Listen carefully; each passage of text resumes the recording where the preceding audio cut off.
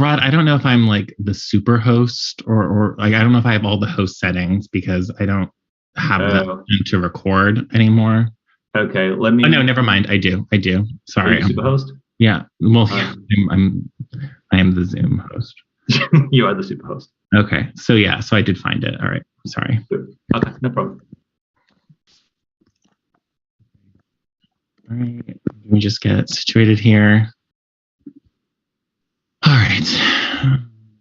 Pin.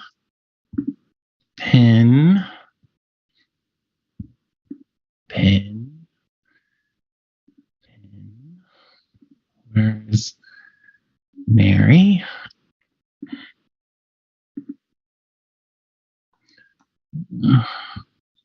Just like can't anymore. Mary, where is Mary?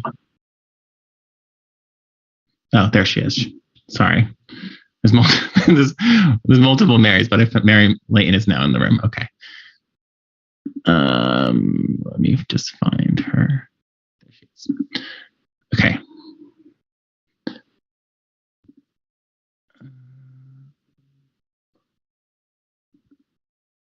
This meeting is being recorded. Okay, welcome everyone. It is Wednesday, September 28th. It is 6:32. This is a regularly scheduled select board meeting. I'm Roger Arnold. I'm joined by Mary Layton, Vice Chair Marcia Calloway, Aaron Lamperti, and Robert Gear. This is a remote-only meeting, which means there's no physical location to participate contemporaneously. It's in accordance to the temporary provisions of the open meeting law. All right, so we'll begin our meeting. The first item on the agenda is the approval of the agenda. So two things that I want to note. One, a draft agenda that I had circulated included the appointment of a zoning administrator.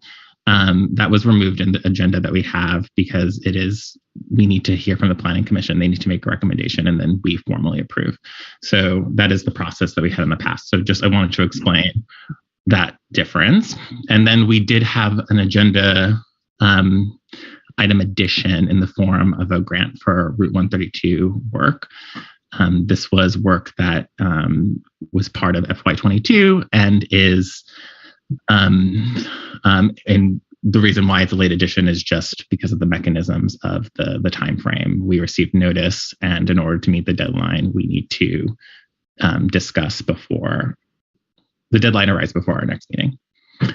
And we've provided substantial information, and we'll take some time to go through it, and all that information will be published in a subsequent packet. Okay, so with all that said, I would like a motion with an addition to the Route 132 materials. All right. The bridge, yeah. I move to approve the agenda as amended to include discussion of a Route 132 culvert replacement. Okay. Is there a second for the approval of the agenda? Second. Okay, made by Mary, seconded by Rob. Any discussion on the approval of the agenda? Go ahead, Marcia. Mute.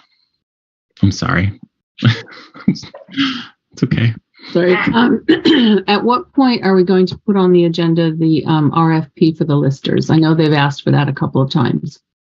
Yeah, I think hopefully the next meeting. I mean, I think it's just been a difficult couple of meetings, but I think soon. I will say that I don't know the exact date in July in which we responded, but we have 150 days to respond from then. So while we acknowledge what we need to do, but it's just been a while. Okay. So not so soon, I guess, but we can take it up in our agenda setting. Thank you. Yeah, I think it's important to acknowledge it, but it just has been a difficult couple of agendas, right? Mm-hmm. So did anyone else have any disagreement with that? Okay. So not for future agenda items, which is actually an agenda item on our agenda, but we have a motion on the table. Put a motion. Question? Yeah. All in favor, please raise your hand. Okay, thank you. All right, so the next item on the agenda is public participation. Are there any members of the public who would like to make a comment for items not on the agenda? So you can use your Zoom hand. There's a raise hand function. And then if you're on the phone, I think it's *9 to raise your hand.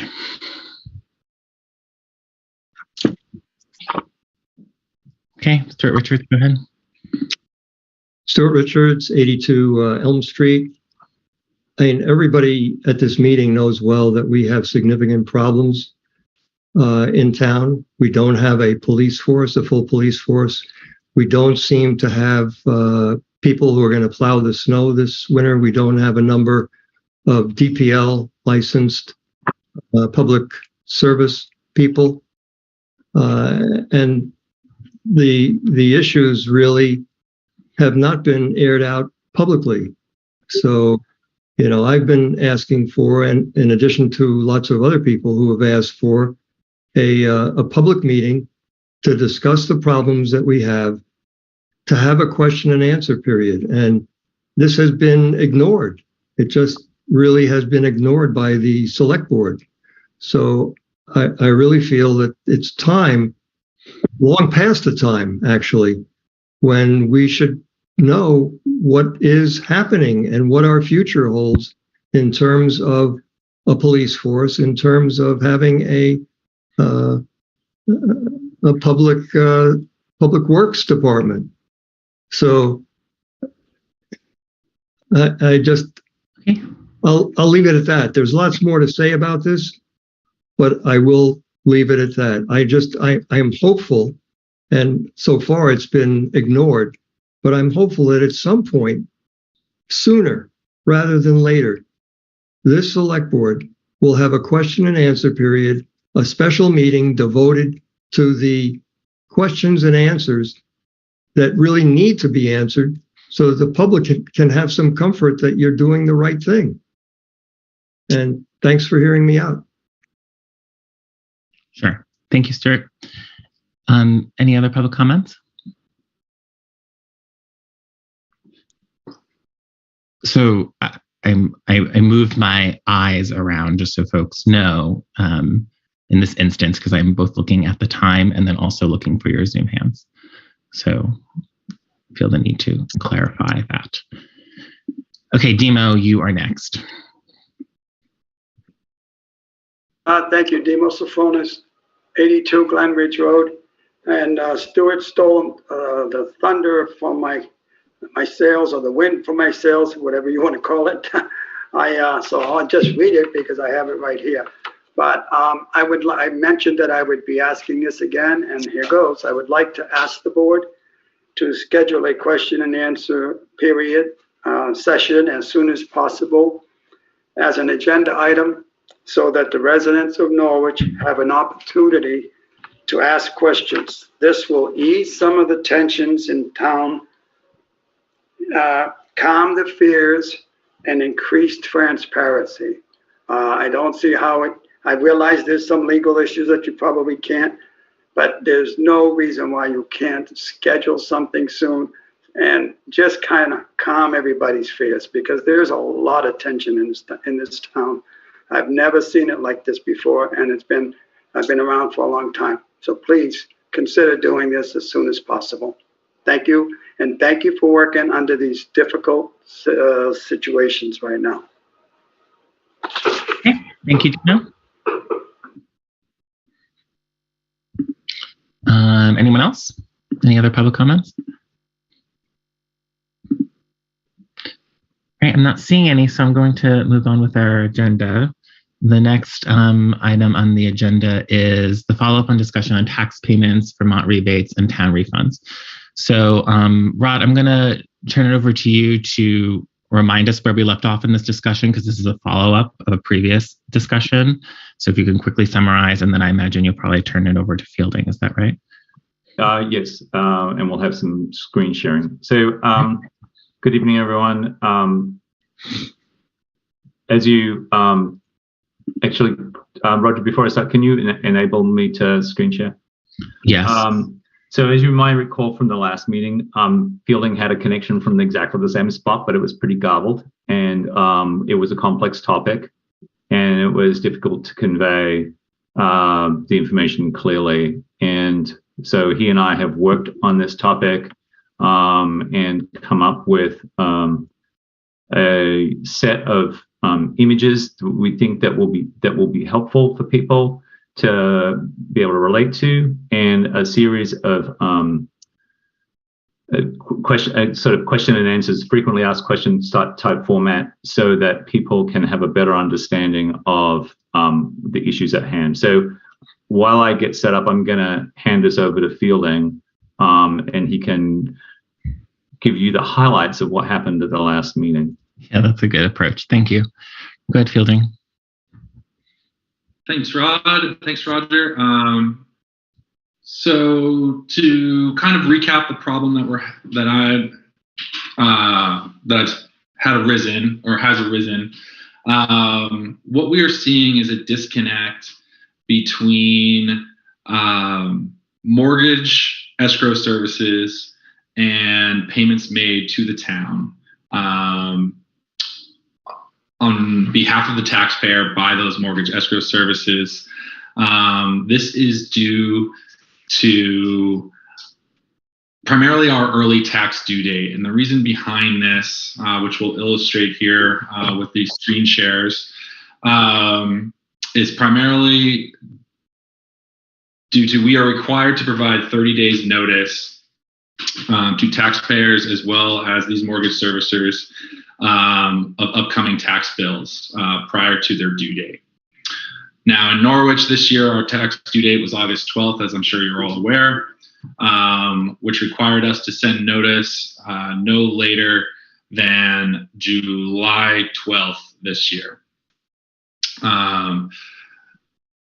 Where the disconnect comes is ultimately that we do not receive our first payment from the state on behalf of the taxpayers that do qualify for an income sensitivity payment as part of their homestead declaration that they're required to file each year.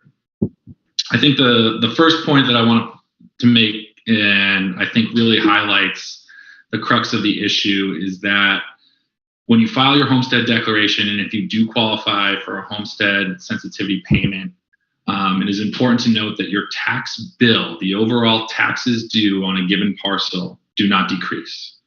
What does decrease is the amount owed by the taxpayer out of their own pocket. Effectively, the state and the taxpayer both make payments to on a given parcel's overall tax due. So Rod, if you'll scroll down a little bit on this tax bill that you have shared, you'll see this reflected on a tax bill. So here we have highlighted the total tax amount for a given parcel. In this case, it's $6,812.72. That is the amount of tax that will be collected by the town and the school district ultimately, as we'll explain in a minute, for this given parcel. This number does not change. What does change is the amount of net tax due from the taxpayer. That is due to a state payment, which is reflected just below the total tax line, that they qualify for as part due to their income as part of the homestead declaration process. This payment is made by the state, and in Norwich's case goes directly to the school district. The town of Norwich never collects this. It is reflected on their tax balance, the balance due. However, it is not reflected in our tax system until that payment is made by the state. The earliest the state makes these payments is the middle of July. It's typically the second or third Wednesday in July. In this case, in this year, that date was 7/14. The result of the state payment does reduce the net tax due from the taxpayer, which you see and is reflected on the tax bill. However, Rod, if you'll switch to the tax admin, this is basically, this shows the accounting of how these transactions work. So on 7/7, after we had our special meeting to set the tax rate, everybody's tax bill is generated. We enter the tax rates into NEMRIC. The tax bills are generated. They are then immediately mailed out to every taxpayer. However, tax bills are not received by the mortgage escrow companies. They request through a public records request what's known colloquially as the First American file. This is primarily handled by a company called CoreLogic, but there are several other companies that request this file as well. This is industry standard. There's no alternative really in terms of how we can present this information. What they receive is effectively a summarized version of what you're looking at here, which is our internal accounting. Think of it like a statement. If you've ever, had an account with Dan & Witts, or if you've had an account with a hardware store, this is a statement of what is due and what payments have been made. So here you can see at the top on 7/7, the two 50% payment, or 250% totals due for their tax bill. The $6,812.72 divided into two equal payments. Then you can see on 7/14, the state makes two equal payments to each of those amounts due, lowering their tax bill to $4,114.72. However, because that payment is not made until 7/14, I'm unable to relay this information to the mortgage servicer. They then remit the full amount, the $3,406.36 that is due for the first half payment between both the state as well as the taxpayer. So when we receive the payment from the mortgage servicer, applied to the remaining balance on the account.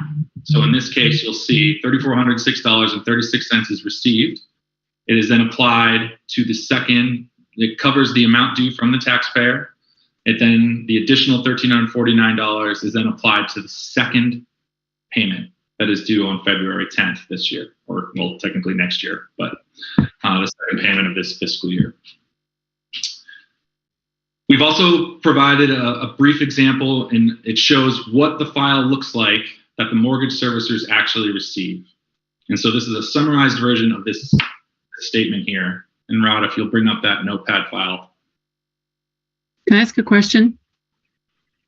Sure.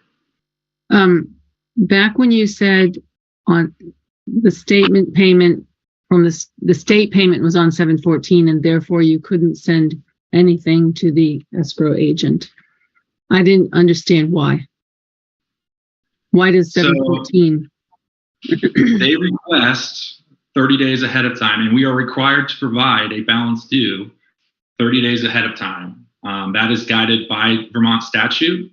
That is also the industry standard within the mortgage industry, because most states have a similar statute on the books. You are required to provide at least 30 days notice of a tax bill being due.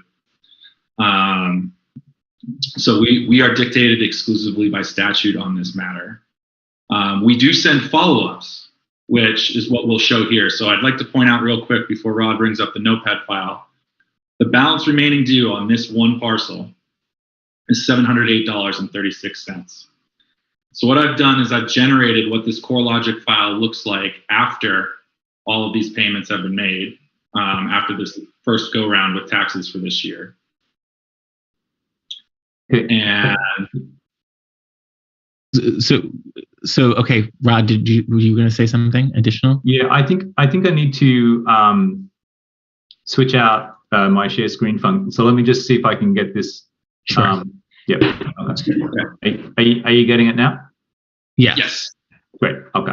So Fielding, just quickly, this is the file that we generate in the sense of organizations like CoreLogic. I'm just going to scroll through really quickly so people get the idea of the kind of information that's contained in that without necessarily gleaning exactly what the neighbors are doing. That would be great. Yeah. Okay. But so that's what we transmit. Okay. So let's stop with this. Yeah, that's good. The point we're trying to make is it just transmits a balance, and it says this amount is owed on this parcel. So hold on one second. Who is it transmits? So who's the it that transmits what we just saw? I generate this file within NEMRIC at their request, which they file a public records request for. Okay. I then send that file to them. Okay. Part of this public records request is I fill out a form to CoreLogic that states when our tax bills are due, how many tax bill payments are made throughout the year, and their current due date, and their successive, you know what I mean, the due dates of them. And so just to be clear, Marcia also has her hand up. Is it actually a public records request as like, we all understand it? Like, what do you mean? Can you just clarify that? Is it actually a public records request, or they just seek information from you and you send it because they request this information, and they requested actually much earlier than 30 days notice. In our case, I can't provide that. Because we have such an early due date and we don't get the education tax rates from the state. So it has resulted in them filing a public records request to force the issue. Oh, fascinating. Okay. Yeah. Typically, but there is a big benefit for the town. Like we have increased, payments as a result. These mortgage servicers, we play ball with them. They file timely, they submit, they send us millions of dollars through this system. So the net benefit to the town, and it's really easy to provide this information to them ultimately. The problem we are experiencing is because of our early tax due date, we do not have the payments from the state. And so I send them this file and it shows a total amount due to the town, and it does not reflect the amount that has been paid by this, or will be paid, I should say, by the state. Marcia, in researching this for this topic today, I have reached out to a couple other towns. Oh, do you have a question? Just they'll take Marcia's question and then and then go forward. So go ahead, Marcia. Okay. So basically, you're saying that the state payment information is the driver here, right? Because we're not getting that, and I'm presuming that what we need to give in notice is particular information about the exact amount of tax. It's not sufficient to just say, hello, our taxes are going to be due on this date. Correct. I have to provide the tax amount due to them as well. And we're waiting for the state completely. And what the driver is we're waiting for the payment from the state. In most cases, we've been notified what the state, and the taxpayer has been notified of what the state is going to pay. However, they have not made that payment yet. So the full balance is still shown as due on the account. Right. So can't we adjust that and say, yeah, we know that's going to be the amount, and so unfortunately I cannot do that. This is actually these payments and these the notification to our tax system is sent by the state. It's directed by the state. All I can do is accept it into NEMRIC and apply it to the tax parcel. I get that. I'm just wondering if, because we have knowledge of what it's going to be, is that sufficient to say to the escrow agents, this is what it's going to be? No. Unfortunately not. And I'll give just one example as to why. So the state, unfortunately, does not guarantee payment on that 7/14 date, for example. The state can and will make these filings and these payments to the school district up to mid-November. Typically every Wednesday, they make a transmittal. Okay. Typically the November ones are people who late file and they're going to have problems no matter what.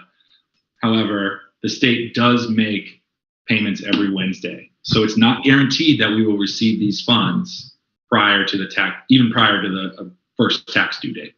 The state can and will often remit later on. So the full balance is still due. Now the state does make the vast majority. Like on 7/14 last year, we received $985,000, give or take. On 7/14, I think we've received a total of 1.1 million to date, or the school district has received 1.1 million to date. So you can see the vast majority is made on that first date, that 7/14 in this example. Transmittal, but not all of them. I do, Marcia, I do want to get to the frequently asked questions, because hopefully some of our questions might be answered in what will become frequently asked questions. And then I'll take your comment after that, if that's all right. Okay. Yeah, we do need to proceed. So, Fielding, can you just resume what you were saying? You mentioned that you reached out to other towns and that you then have these list of questions that you're going to prime us, share with us. Yes, so I've conferred with both our auditor, and while we are rare in terms of having such an early tax due date, in fact, we have the earliest tax due date in the entire state. There are a couple other towns that do have tax due dates that are in August. And speaking with them, I found the closest probably comparison to Norwich is Stowe, Vermont, which has quarterly tax due dates. And their first is August 15th. What is consistent across all the towns that have August due dates, that does not apply to Norwich, in my opinion, as the finance director, is that they have cash flow necessities that require them to have such an early tax date. Norwich is very fortunate in its current financial status to not have these cash flow requirements, at least for August. That can always be adjusted in the future if things change, hopefully not, but it can be. But that has been consistent. What I have found, and notably with Stowe, which has a very high tax base, high grand list number, and a similar demographics in a lot of ways. It's hard to get it exact, but is that they encountered this problem as well, and they have pushed it back to the taxpayer in terms of, they require payment if the mortgage servicer pays more than required for that quarterly payment. They're not going to return funds to anyone. The taxes are still ultimately due to the town. They keep it. It does create strife, but they have cash flow necessities for it. The reason I did want to bring this up to the board and brought it up last board meeting, and we're continuing to discuss it today, is that I do feel the town is in strong enough financial position to at least entertain the idea of pushing back their tax due date. The reason behind this is it will allow us to capture most of the income sensitivity payments made by the state, which will then be reflected in the information that I send to mortgage servicers, and then they will make correct payments as a result, which is why we're discussing this today. So I did just want to point that out. There are other towns that do have, they're few and far between, but there are other towns. And the reason they require such an early tax due date is primarily and almost exclusively for cash flow reasons. Okay. Reasons that Norwich does not have right now. Thank you, Fielding. So, like Marsha, I want to move you along a little bit with appreciation. Can we get to these questions? Can you quickly summarize them, because I recognize that maybe not everyone can squint at the screen, right? Okay. So, Roger. Yes. Let me. This is my end of the deal. I can increase the. Okay. I can manipulate the screen a little. Okay. And so let's you're provided in-depth answers, and I assume that this will be available somewhere. We'll put this up on the website somewhere, and we'll let people know through a link at the listserv. So this is really just a compilation of the kind of points that Fielding's already gone over, and we tried to organize it in a way that ordinary taxpayers could follow. So some of the questions that have come up in the last couple of weeks include, why the change, right? And so and I think that the answer there is that previously, at least for a couple of years, Norwich would refund the amount that the state committed to pay using that income sensitivity formula, but as Fielding has gone to some pains to explain, and as we've tried to illustrate by reviewing the bill, it's not our money to refund, right? And so it ends up causing accounting issues for us and to potentially issues for the school as well. But it was done in good faith, and it was done in an effort to resolve people's personal situations, but it's not the appropriate approach given the way, given appropriate accounting procedures is what I'll say.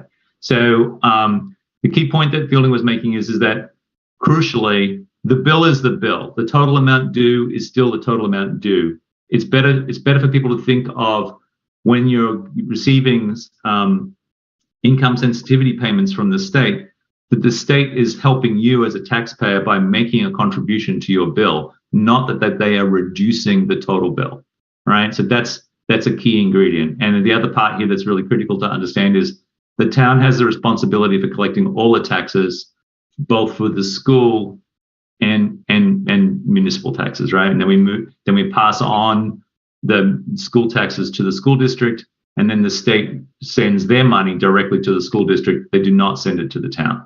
So we do not receive money from the state on behalf of Norwich taxpayers. We've gone through a little bit of the whole issue to do with how this really works and how it can be exacerbated.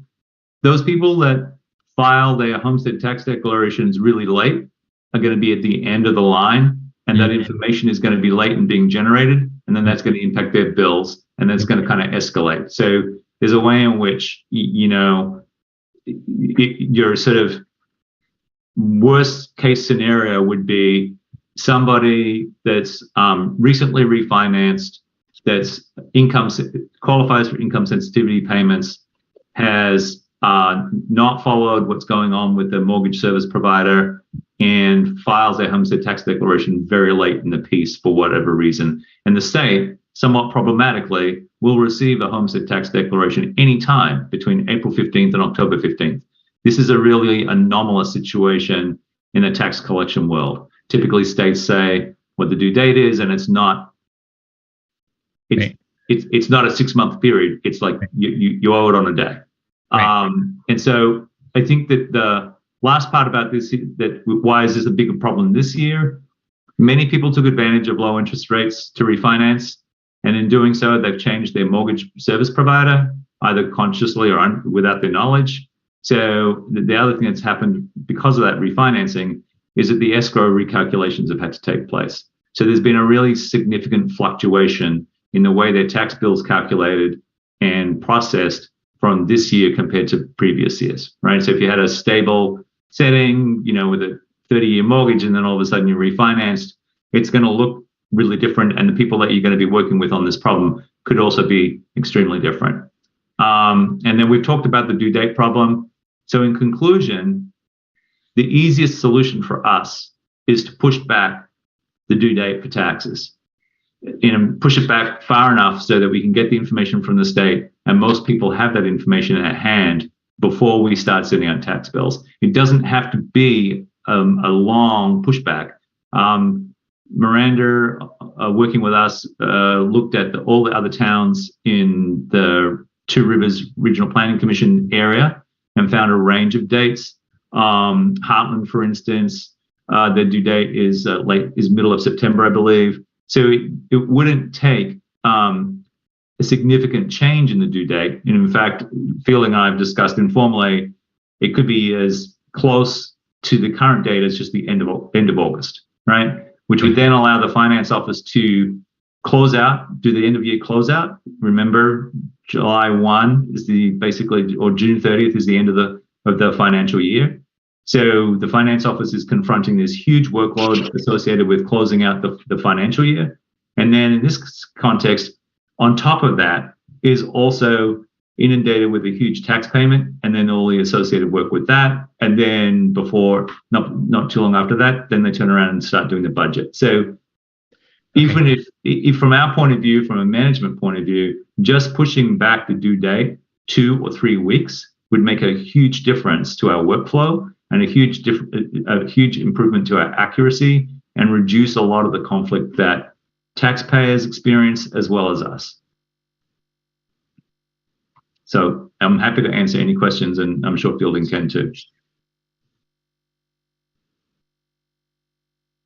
Sorry, can you hear me? My whole screen went gone.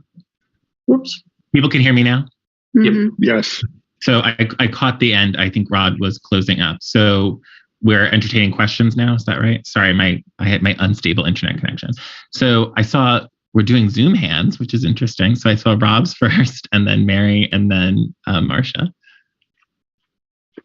So as I look at the information, the date is set by warrant and the town meeting, correct? Yes. So this year is a done deal. We can't do anything about it. Next year, we can certainly look and find the most appropriate date, due date for taxes. Correct. Yes. Okay, great. Thank you. We can prepare the warrant for the voters who make the decision. Yeah.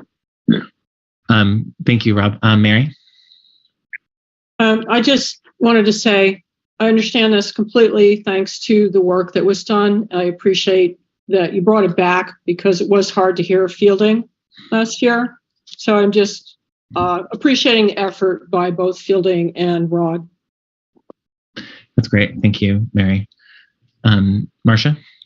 Yeah, I'm still not entirely sure because to me, it seems like there's competing harms here and the taxpayer is probably less able to bear the brunt of the harm. And I'm just thinking, I'm wondering if there's some, edict on high that says we can't treat that state's notice as gospel and, provide the notice to the escrow agent. So that's kind of question number one. But question number two is, as we are collecting all the taxes, the downstream flow is to the school. So has anybody asked the school what the impact on it is if there's a change in date of collection of taxes? So let's get the second question first, and then let's go back to the first one because I'll ask you to clarify the competing harms because I lost you on that. So let's get the second question first. Go ahead, Rod and Fielding. Let me answer this really quickly. Yes, we've had informal conversations with Jamie Teague, the finance director for the school district, and she is more than happy to adjust the due date or the tax payment, the date that we send them taxes. They don't have a cash flow issue. They don't have a problem with it. They think it's a good idea that we adjust it. Okay, and then Marcia, can you quickly name what harms are competing and then rephrase your question just because I don't think we understood it, or at least okay. I did. Thanks. Just basically the taxpayers are complaining that they're having to pay more because of this whole process this year. And we are in a stronger position financially. So I'm thinking, where is the problem with us relying on the state's notice and acting as though the money was received, even though it's not going to be received until whenever? We can bear the brunt. Let me just respond to that really quickly, Marcia. The key point here is it's not our money to refund, right? So we're not refunding, are we? Yes, effectively that's what we've been doing in the past. Right. So that's a practice that we cannot continue. So there's no way to do it without refunding money. No, the action that you would need is to refund money that we don't control to the taxpayer. Okay. Can I jump in real quick? Yes, please.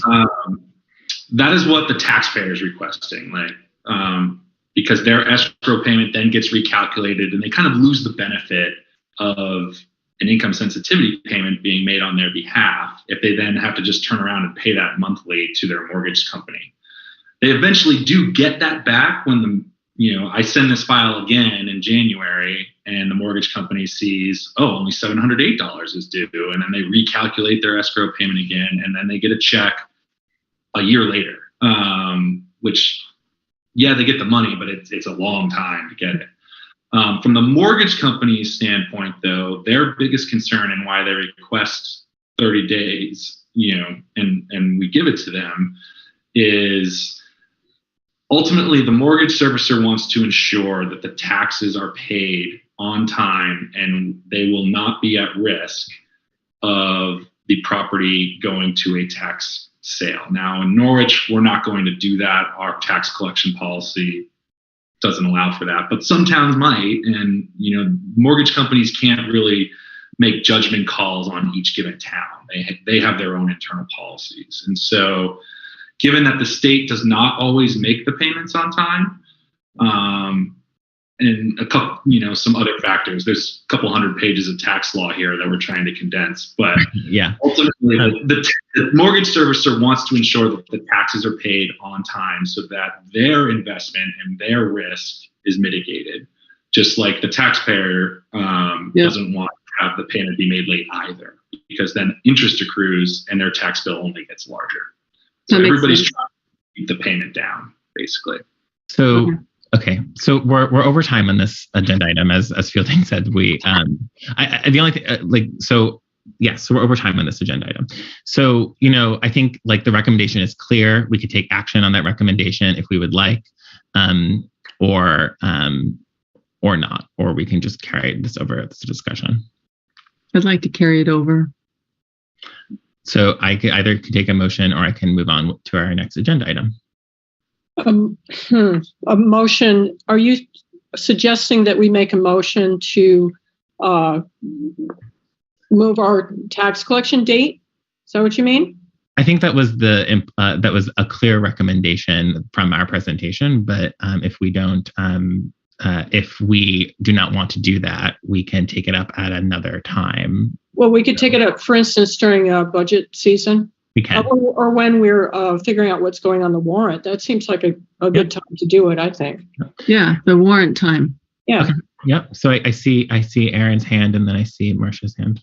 Yeah, I was just going to say the same thing. Let's table it until we're actually writing the warrants. Great. But as long as we okay, I think we're good. So we'll remember, don't worry. I hope we do. We will remember. We do. Because this was important.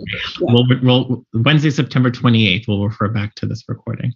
Okay. Thank you very much, everyone, for that. I'm going to move us on. Okay, I see your hand, Linda. I see your hand, Linda. Okay. Would you like to make a public comment really quickly, because we do need to move on? Yes.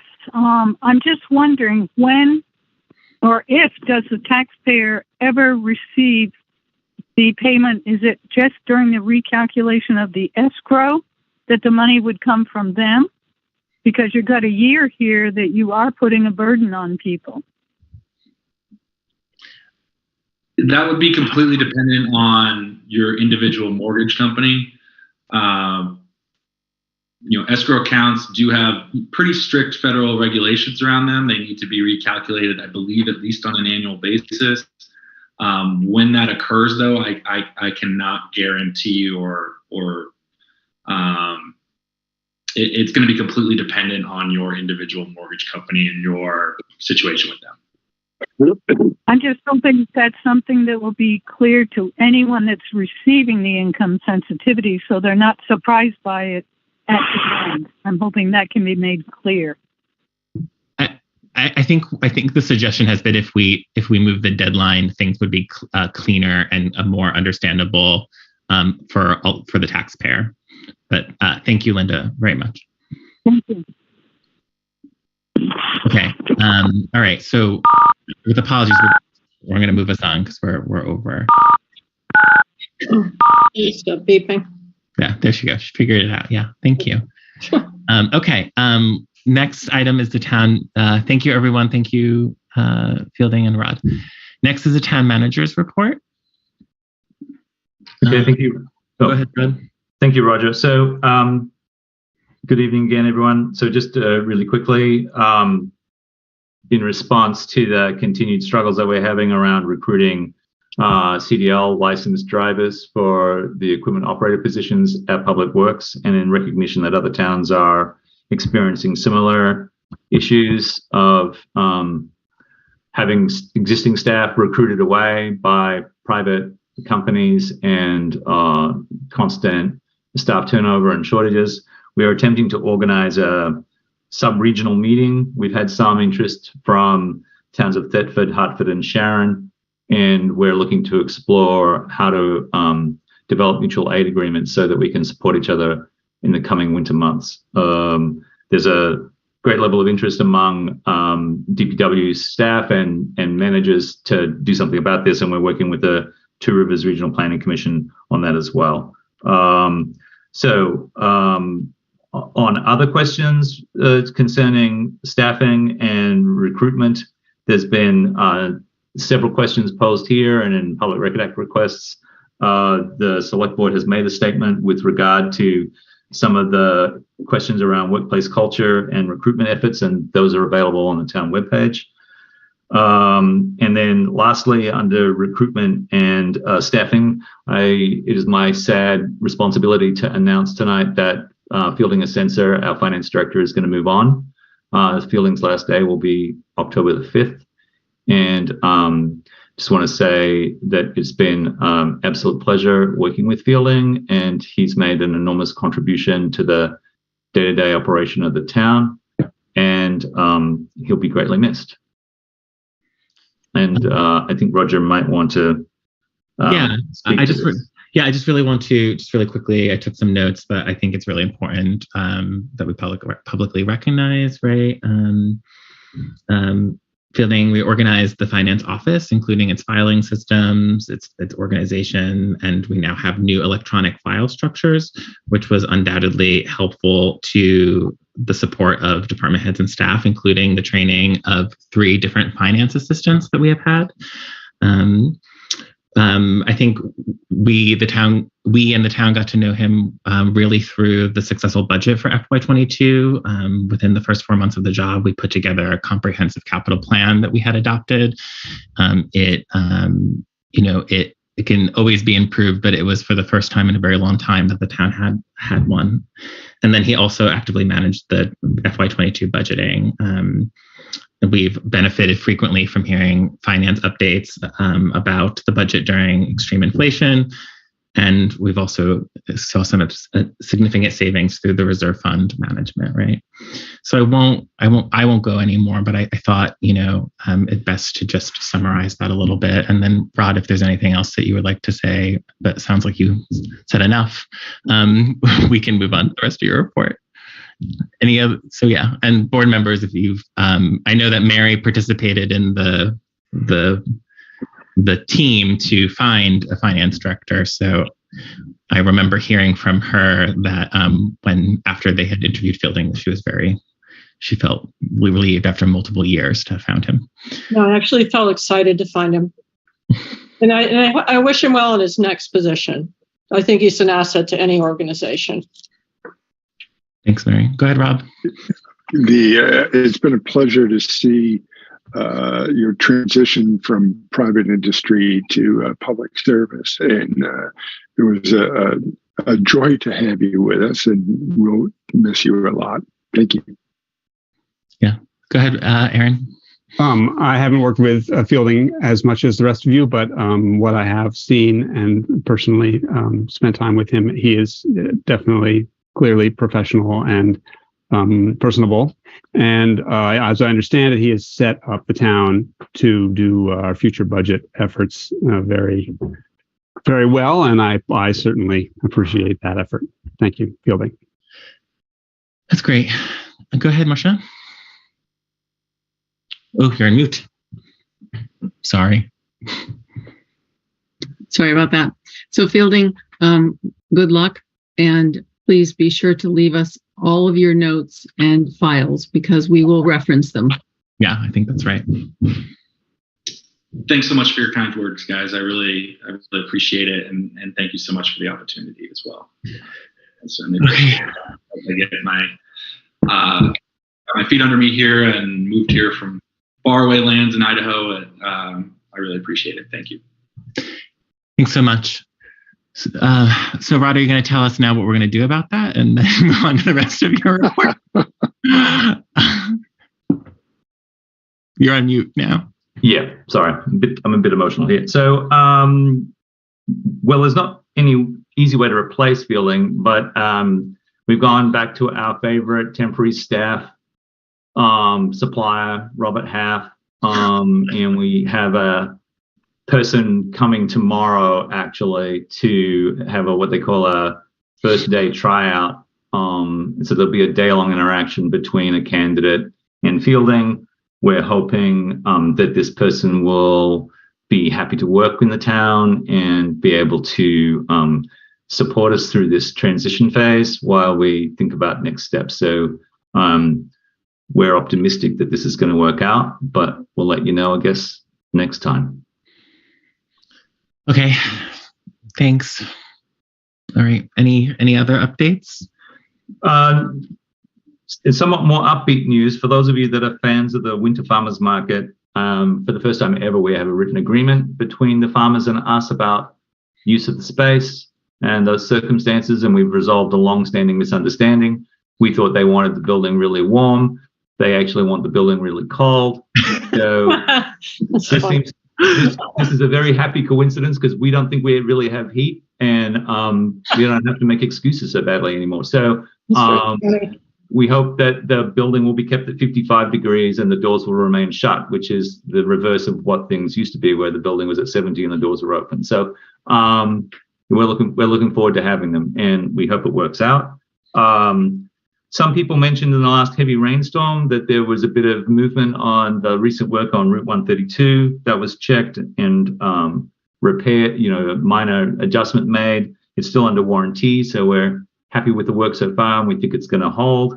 And then lastly, there's another posting to the town website with regard to recent Public Record Act request activity, which is ongoing, and a rough estimate of how much time and therefore money that's costing the town. It's now probably well over $4,000. So that finishes the town manager's report for me. I'm happy to take any questions. Okay, go ahead, Mary. Is there an update on possible hire a police chief? Yes. Yep. Our background review company is still working. I've had an update this week that things are going very well and things are promising. So I'm hoping, as is the candidate, that there'll be some news very soon. Okay, thank you. Yeah. All right, so we'll move on if there's no other questions. All right. Thanks for all that. I think Roger, are you taking any questions from the public? Not seeing any hands, and we're a little bit over time, so I'd like to move on. Here's one. Okay, the way that you participate is you raise your hand on the bottom of the Zoom screen, and then you wait to be recognized, and then you'll state your name and locatable address, okay? So if you can just go push the raise hand button on the Zoom, and I'm saying this to all folks, right? That's the way to publicly participate. Okay, so go ahead, Mary Gorman. I will now take your public comment. Thank you very much, Roger Arnold. Just curious, can you state your locatable address for us? Sorry, 504 Hawk Pine Road, Mary Gorman. Just a question, a couple of questions. One, will there be the HR consultant, will there be an exit interview going on with Fielding? And secondly, do we have a report on the number of town employees who have left within the past year, and perhaps people who have left within, like a year, 15 months of starting to work here? Their turnover is very disturbing. So there was a color-coded document that was provided as part of a Public Records Act request, which is provided on the website. There's distinctions made between who is a temporary staff member and who is an A-line staff member, right? And so I'm sure if you review that document and have questions, town staff will be able to help that for you. And indeed, there's exit interviews for all employees that are conducted. So I'll move on now. Any board members have any questions for the town manager's report? All right, so we'll do that. And so just really quickly, if anyone has any comments or questions, raise your hand, right? So raise the hand little button on the bottom, and then *9 if you're on the phone. And then if you ask your question, address them to me, and then I will try to get them answered to you. Okay, I'm not seeing any, so we'll go ahead, Mary. This is not to do with the town manager report, but okay. When it's actually going back to approval of the agenda. Okay. So at what point were we going to consider that mitigation grant? Yeah, I know. I always forget that part. I think we wanted to do it after agenda item 8, I think is what Okay. Rod suggested to me. After 8. Okay. Is that fair? Does that work for everyone? Okay. 8A or something. Go ahead, Rod. Did you have a suggestion? Yeah. Did you raise your Zoom? Yeah, raise your Zoom hand, sir. All right, go ahead. Thank you. Okay. I'm so glad I found it. It would be preferable, I think, if we could handle it before the break. Okay. Really quickly. Yeah. All right. Does that make sense for board members? Yeah. Okay, we'll do it right before the break after this all day. Okay. After sand and gravel. Yes. Thank you, Mary, for your attention to that. All right, so let's go on to the replacement purchase of a sidewalk snowplow tractor. So do you want to give us a broad overview, Rod, and then we'll... Yeah, let me open this by saying that I really appreciate the quality of the work that I'm receiving from the DPW director and the level of detail. So those of you that have read the memo, I doubt that you've got any outstanding questions, but to try and knock a few on the head before they even start, is there an electric or a hybrid or a non-fossil fueled snowplow suitable for this work? And the answer is no. If there was, we would have looked at it and we would have given you a price estimate. But as far as we are aware, it doesn't exist yet. And so in brief, we don't have a lot of sidewalk, and our sidewalk is in very poor condition. That makes a equipment choice somewhat challenging. Towns with high quality, well-maintained sidewalks can justify spending larger amounts of money on highly effective, expensive pieces of equipment because it doesn't get damaged in the process of doing the work, and it lasts well, and they've got an extensive network of sidewalk that they're committed to maintaining, which enhances pedestrian activity and people getting out of vehicles. That's not Norwich. Norwich has poor sidewalks and a fairly short distance of sidewalks, and so it gets difficult to justify a significant expense for a purpose-built piece of equipment. What we're proposing here is a compact tractor, common throughout the United States, that's reliable and is easily serviced by a local vendor with a kit of equipment that manufacturer provides precisely for this purpose. And it's increasingly common in towns such as ours with relatively small amounts of sidewalk and sidewalks with really variable conditions. And so that's how we arrived at this recommendation. And the price of the estimate for this actually is less than the repair cost for the existing pretty old piece of equipment that we currently have. And so I'm happy to take anyone's questions, or we can just move to the part where we talk about the motion. Let's take some questions. Go ahead, Marcia.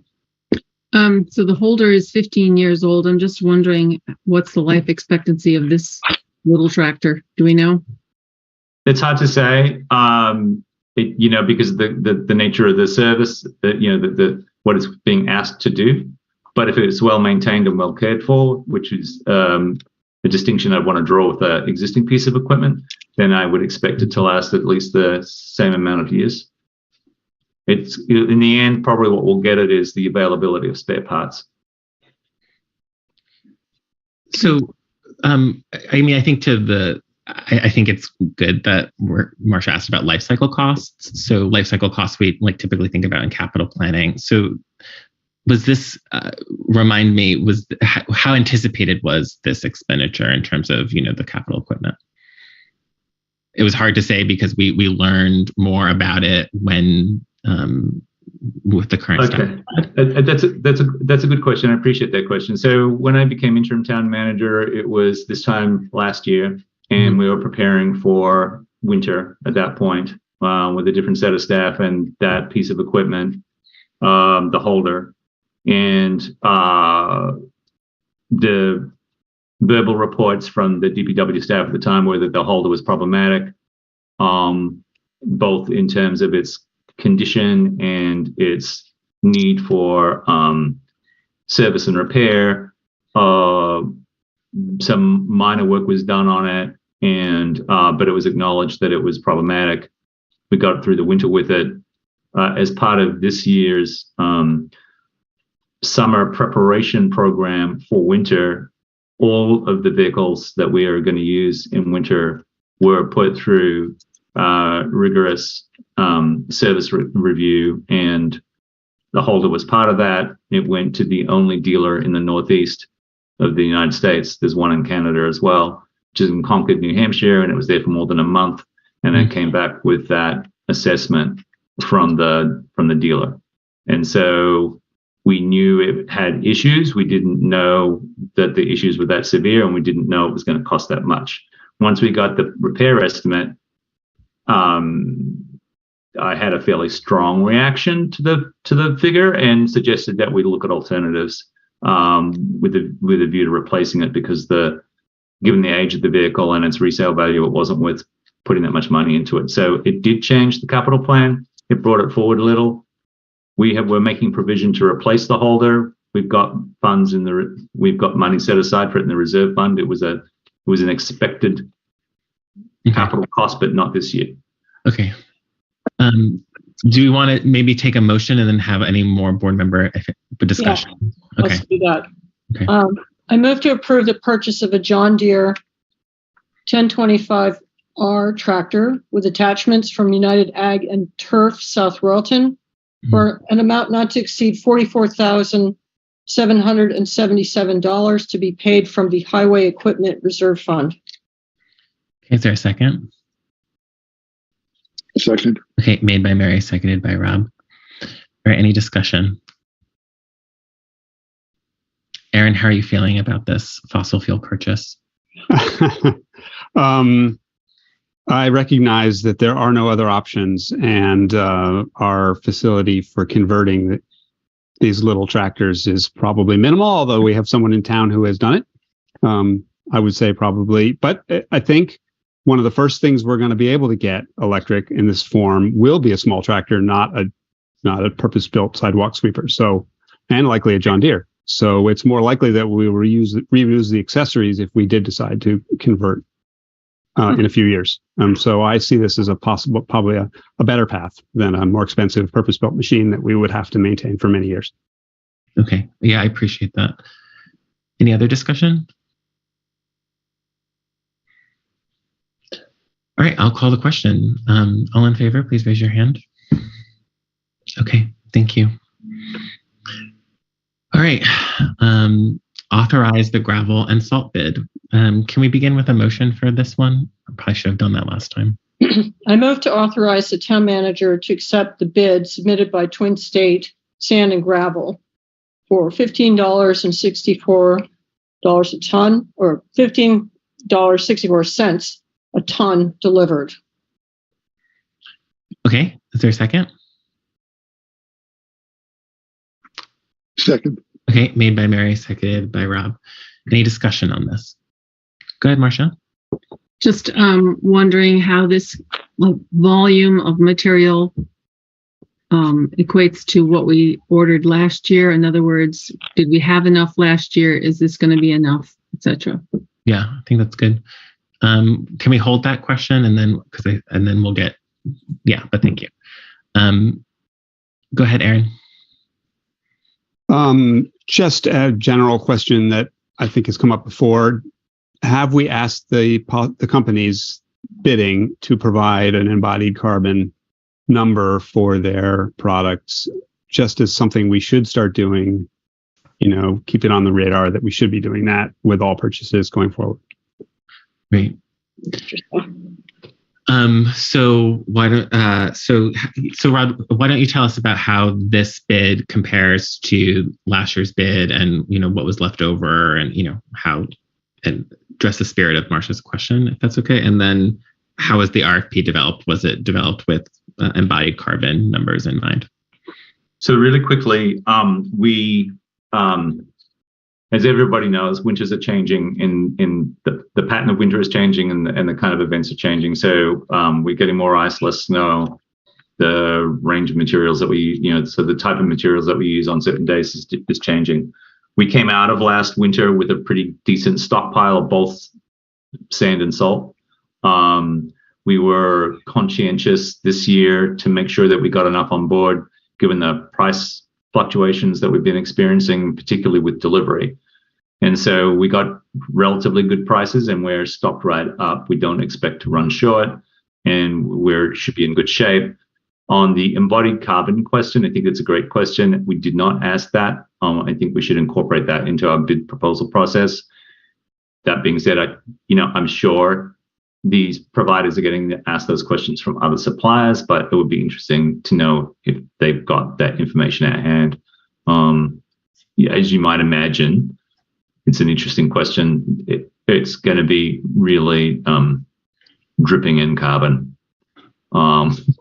There's no other way of saying it. Like, this is like soaked in it. The whole process is incredibly intensive in terms of carbon. Yeah. Yeah. So, Mary, did I see your hand up before? No, I'm all set.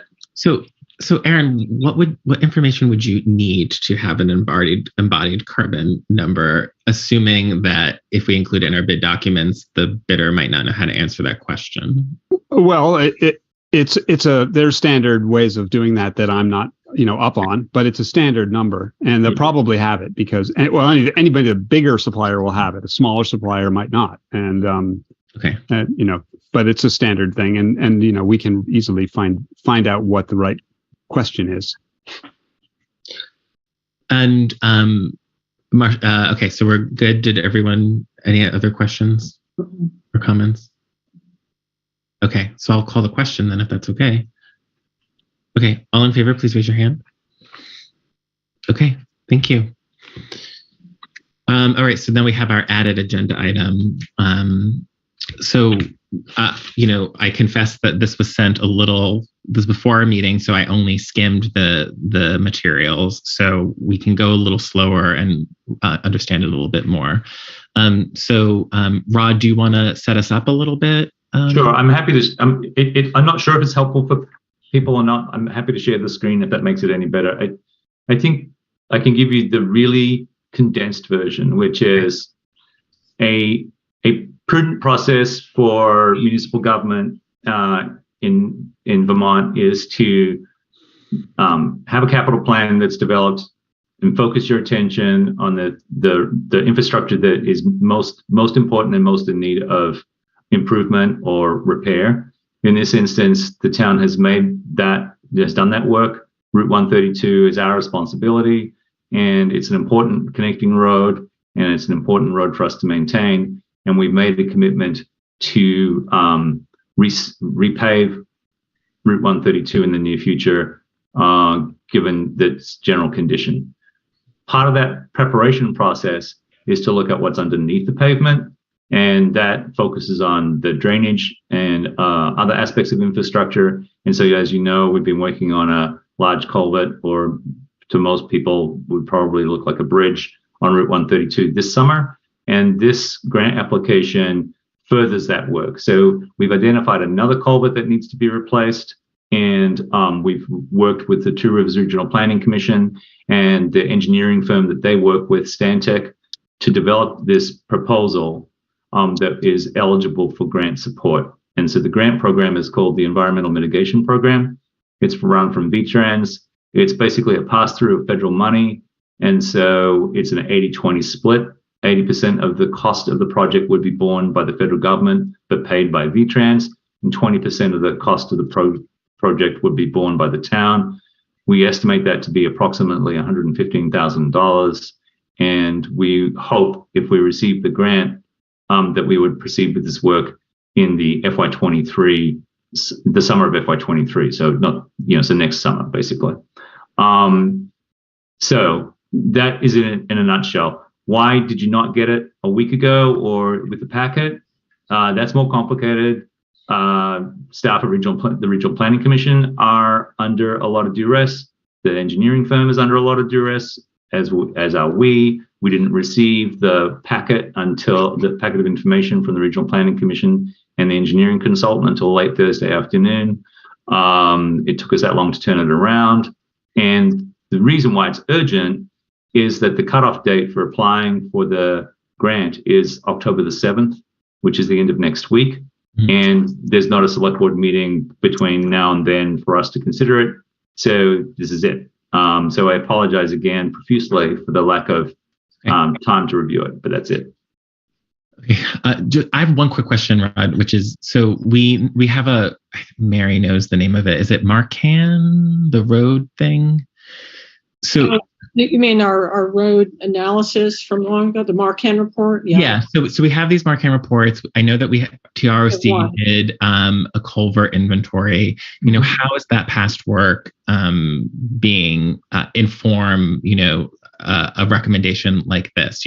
We should the board assume that the culvert inventory was like consulted? Can you just yeah. The easiest way to say that is that it is in fact the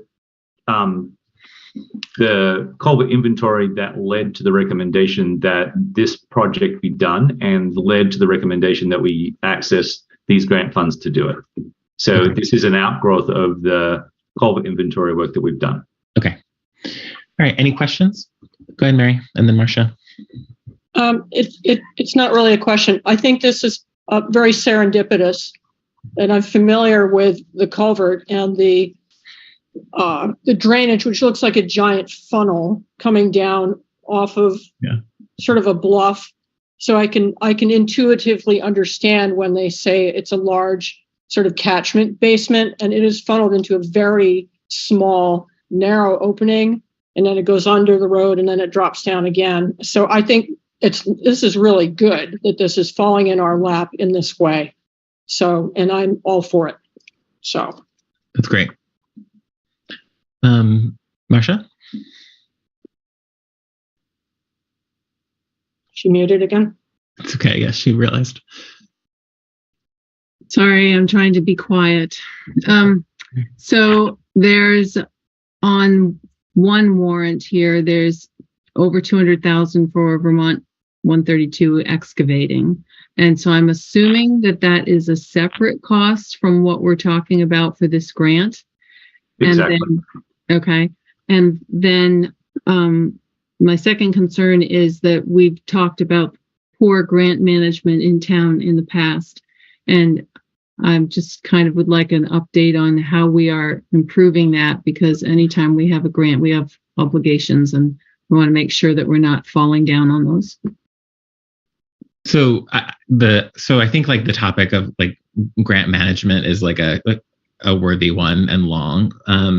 But Rod, do you want to quickly address Marcia's question? I mean, I think also it's important to note that this work was envisioned for FY22, right? And so, right. So, we're responding accordingly. So, but go ahead. Marcia raises questions about like how are grants managed and tracked. Can you address that a little bit on a high level? Sure. So the key thing is, yes, to emphasize Roger's point, this is a holdover from last year, which reflected where we were last year in terms of our staffing and our ability to support these things, including the finance office. So it's a reflection on our improved circumstances that, in fact, we were able to process this.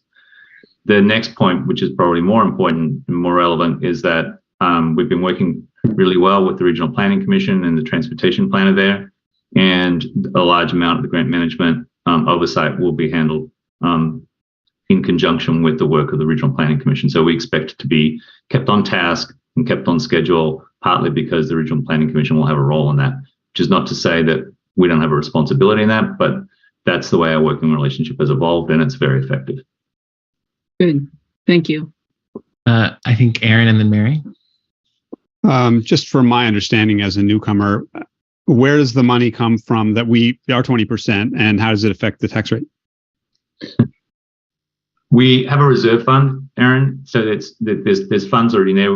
It's the bridge reserve fund, effectively. I didn't give it its exact name, but that's what it's called. And it's fairly buoyant, I would say. And it's nice that Norwich has the funds to be able to maintain these reserve funds in this condition. And our contribution to this project would be about 115,000. And I think Fielding can correct me if I'm wrong, but we're sitting on around $600,000 in that fund. $635,000. So it leaves us room to do other work, and I think we're all set. Okay, Right. thanks. And so this is an FY22 project, and the capital plan covers FY23 to 27, right? So Correct. So it's kind of a catch up. go ahead, Mary. Just briefly, I think grants were managed really well for the Route 132 box culvert that's already been installed. Beautiful installation. It's near my home. I've been to see it. Also out in Tigertown, very successful. So also our storm mitigation for 2017, very complicated, very successful. So yes, we've had some glitches with grant management, but we've also had some success and done really well with it. So we'll just hope going forward, we'll try to be successful and stay on top of it. Yeah. Go ahead, Rob. Sorry. And then I attended the VLCT municipal budget workshop last week. And one of the things I thought was interesting that sort of applies here is that of the regulations that the state puts on budgeting, they anecdotally seem to place transportation and roadways highest on their list of what towns are responsible for in maintaining in good condition. There's significantly less regulation over other parts of town budgeting. Great. Thanks, Rob. And thanks for attending. Go ahead, Marcia. So I'm just wondering, this expense that I'm looking at on this warrant is coming out of the general fund, and shouldn't that be coming out of the reserve fund? And if so, don't we usually have warrants for reserve funds, separate warrants, because you don't take things that are in reserve funds and pay them out of general and then you pay them out of the reserve. So we should have a warrant. Master, with reference to this item before you, there is no commitment of funds yet. It's just the approval of a letter of support, and the draft letter of support was contained in the materials that were submitted to you. So there is no commitment of funds at this moment. Yeah, I was referring to this one that's on the warrant. Well, that's not the topic. Oh, I know it's not the topic, but all right. I think I get to help with this, right? All right. So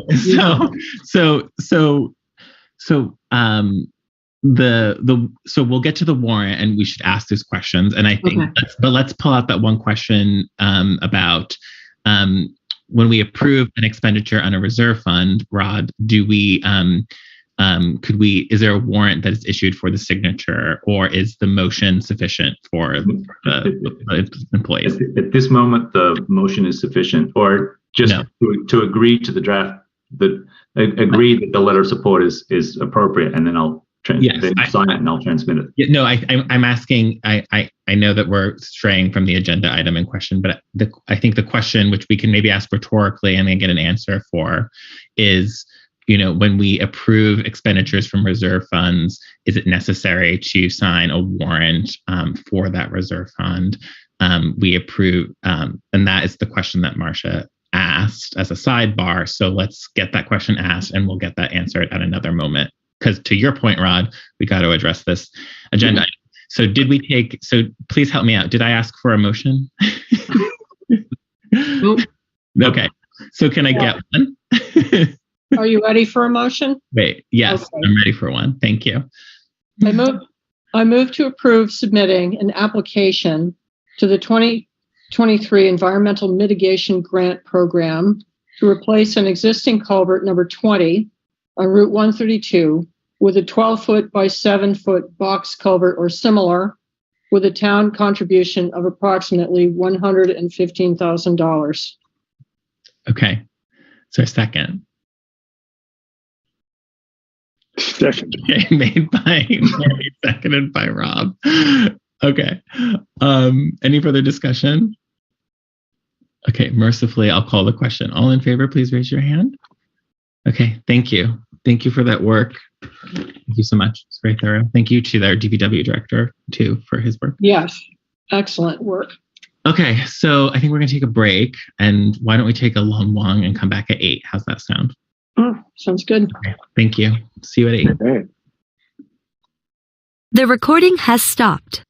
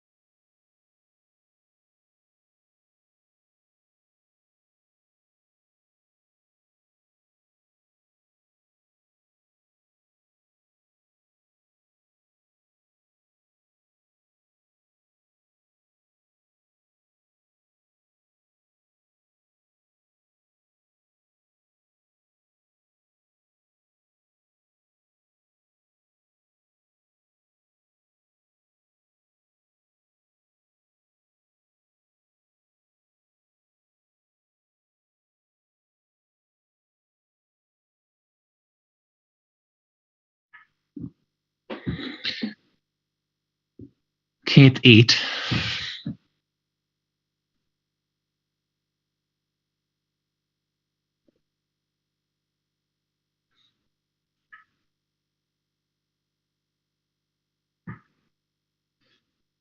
Okay, waiting for Marsha's camera to turn on. I love all the cats of select board Zoom. Like Yeah, I'm waiting for Mary's cat to show up too. Oh, Yeah. let's almost sat on her, Yeah. but she got off in time. Yeah. It'd be fun to have a cat calendar, Yeah. word cat calendar. Yes. Okay, I'll start. Oh. Okay, I'll start. We did have some cat banter. This meeting is Okay, being resuming recorded. Select board meeting at 8:01. So we have 3 more. We have 3 more agenda items. One of which is the consent agenda, and the other one is future agenda items. But the next one is an executive session. So can I get a motion for that? Yeah, So I'll do it. I'll do it. I move to enter executive session pursuant to 1 VSA Section 313A3 for the purposes of the employment of a public employee, and to invite the town manager and finance director. That's what it says. Yep. Is there a second? Second. Okay, made by Mary, second by Rob. Any discussion? Okay, so I'll call the question. All in favor, please raise your hand. Okay, thank you. I'll roll call. Marsha, how do you vote? Can you unmute and say no? Sorry. Sorry, no. Okay. Rob, how do you vote? Yes. Aaron? Yes. Mary? Yes. Okay, and I'm a yes. Okay, so I'm going to move people into the waiting room and we'll have the executive session and then I'll move you out when we're done. So I'm going to go do that now with thanks.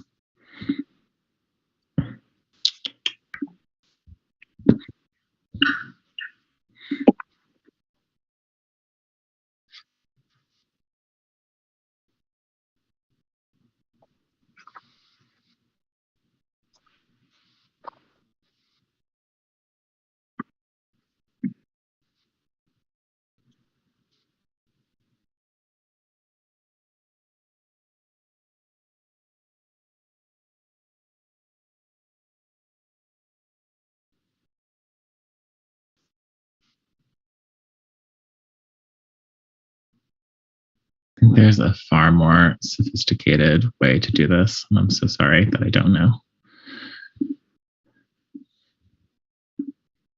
The recording has stopped.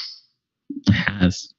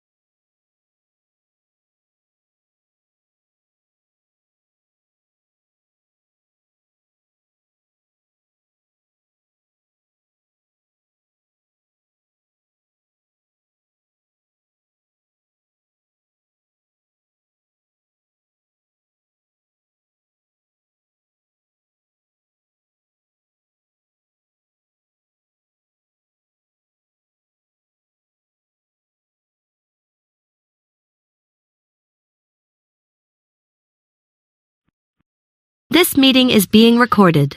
Okay, is there a motion to enter public session? So moved. Okay, is there a second? Second. Okay, made by Mary, seconded by Rob. All in favor, please raise your hand. Okay, public session at 9. All right. So no action on this agenda item. We'll move on to the next, which is the consent agenda. Can I get a motion for that consent agenda? I move to approve the consent agenda. Is there a second? I'll second. Okay, made by Mary, seconded by Aaron. Okay, discussion. Marcia had a question about the Route 132.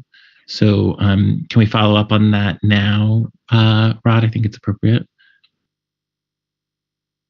Or Fielding, whomever. And the pumper as well, because that's a capital expense. Sure. Okay. So go ahead, Fielding. Yeah, so I'm going to hand it over to Fielding for one of our last educational moments about capital spending. Yeah. Yes. So I'll start with today's, the current AP warrant. That does include the first roughly 50% of the payment for the newest piece of fire apparatus that is coming out of the fire apparatus reserve fund. This was approved by you guys initially, I think it might have been 2.5 years ago at this point. It takes a while, even in non-COVID times, to get a fire truck built and delivered. So this is the first roughly 50% of that expenditure. The fire chief is expecting the truck to be completed about the end of the year. That's maybe slightly optimistic. I think you would admit that, but that's when I would anticipate the second 50%. That is allocated and will be coming out of the fire apparatus reserve fund. In terms of the payment that you're seeing for excavation work, this actually has to deal with Tigertown. And this is a grant-funded project for culverts. The amount we're coming up, I think, is about $216,000. This is an 80-20 grant-funded project. And so currently, the way we pay for these grant-funded projects is we create an individual expense line within the general fund to pay out. And I guess I should preface this by saying that when we make a big purchase like this, especially that's grant-funded, we have to pay the full amount of the project ourselves, and then we're reimbursed through the grant funding. And so the way we do this is we create its own expense line, its own revenue line, respectively. And so the expense line we expense out of the general fund, pays for the project. We're then reimbursed to its own unique revenue line, which offsets that expense. And then, if necessary, we'll expense the town's portion, if needed, to the specific reserve fund in question. So we're kind of halfway through that process currently. So we're paying the full amount. Well, I think there's a couple more bills coming in for it, but this is the meat and potatoes of it. We're paying that contractor now. That currently resides within the general fund. When we get reimbursed from the state, that will go to its own unique revenue line. Then the expenses and the revenue all get journalized to their respective funds if necessary. So that I'm sorry. Let me just. I actually have to interrupt both of you. So Mary Gorman has sent me a message. People are waiting to rejoin. Would you please allow them into the meeting? Everyone who's in the waiting room has been admitted. I don't respond to direct messages. I don't engage in sidebar conversations during an open meeting. Okay. But you've asked me to confirm receipt, so I have. All right, so I'm so sorry. So go ahead, Marcia. Did you have a follow-up question for Fielding? Yeah, so I guess there's a distinction between the culvert work right now, and I'm asking about the pumper, which would be coming from reserve funds. And my understanding and memory was that when the town votes for money, they say, we're going to vote this for the general fund and we're going to put these bits of money in the reserve fund. And then when we subsequently buy stuff that's coming out of the reserve fund, there's a separate warrant for that.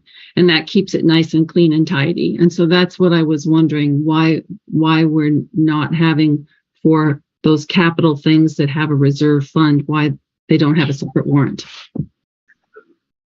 I'm unaware of any statute that requires a separate warrant. What it does require, it does require your approval to spend any funds out of a reserve fund that have been allocated by the town. That does require your approval as a select board. So just that approval actually comes when, I think Alex came to you, or Alex and Herb came to you years ago and requested the purchase of this truck. I'm just following the money, that's all. And I'm thinking very simplistically, it should be coming out of the reserve fund and not getting. You will see that. That will typically come and it's reflected when you receive the financials, the monthly financials. You'll see that expense post to the respective reserve fund as needed, so you can see it there. But I'm unaware of any policy or statute that requires an individual separate warrant. We've got just seen it. In the past, that was a decision, that was an organizational principle. We had done that. It's just different. Okay. Right? I'm trying to uplift what Marcia is saying, which is like in the past, we've signed warrants that way. We don't, it's certainly possible to do.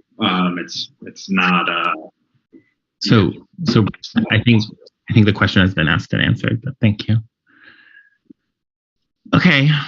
So, any other discussion on the consent agenda? Okay. All in favor, please raise your hand. Thank you.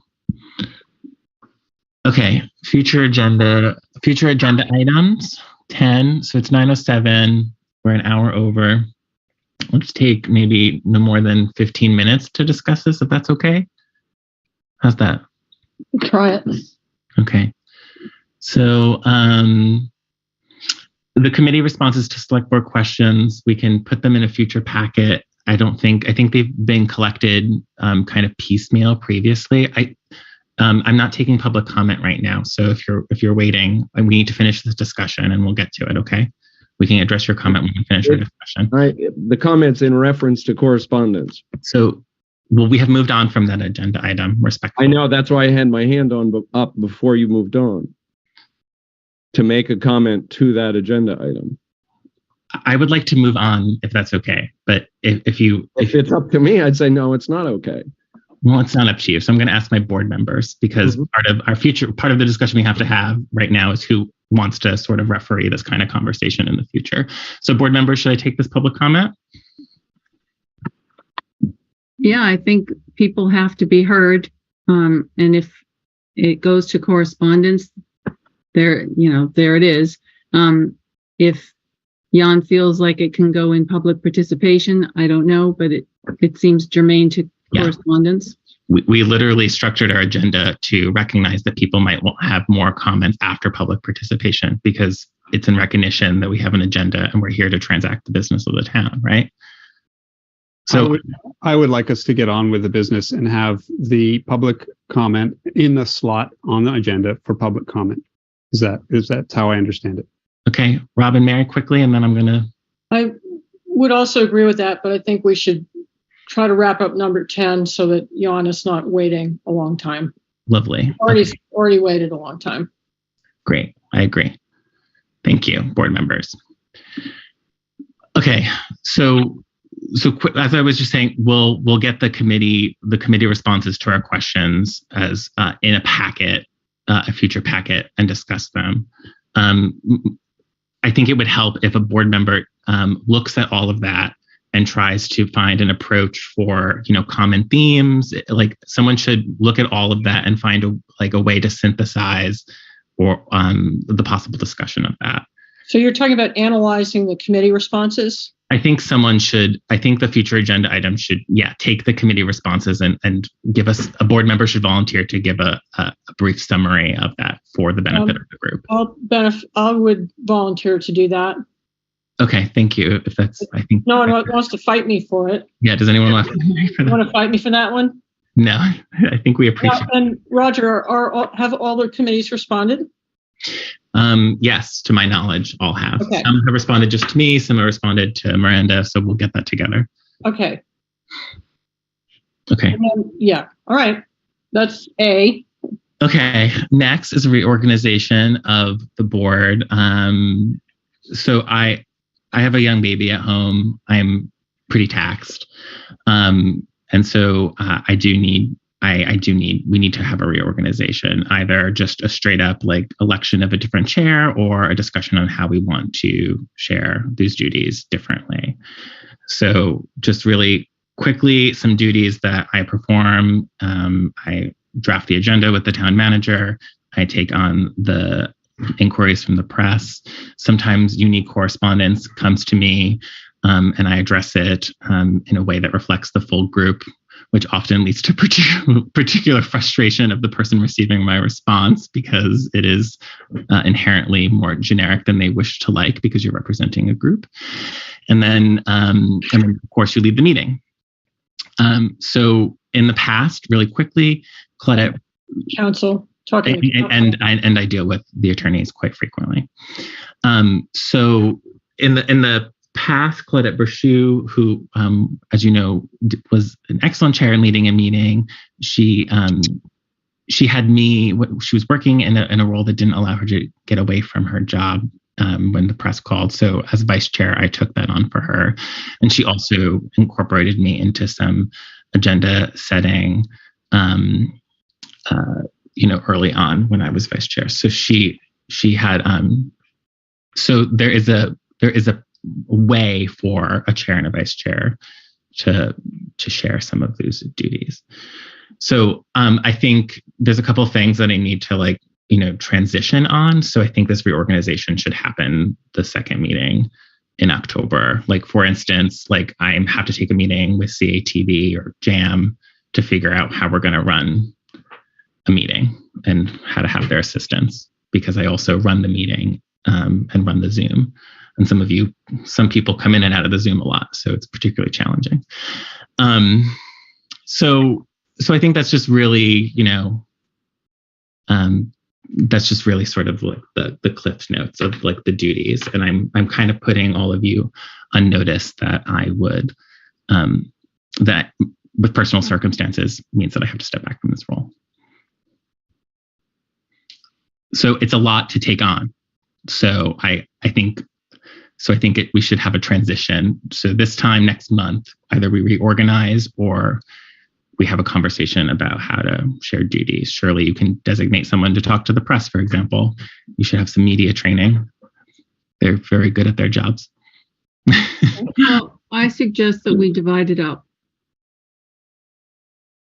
Yeah, I didn't intend to necessarily discuss this agenda item. I want to put it on have an agenda item that we have to do it, and that someone and people need to think about they might want to see themselves in that role. I think, as I've alluded to with some of you, I think there needs to be a total different set of norms at our meetings. If you're someone who steps up a lot, you need to step back. If you're someone who steps back, you need to step up.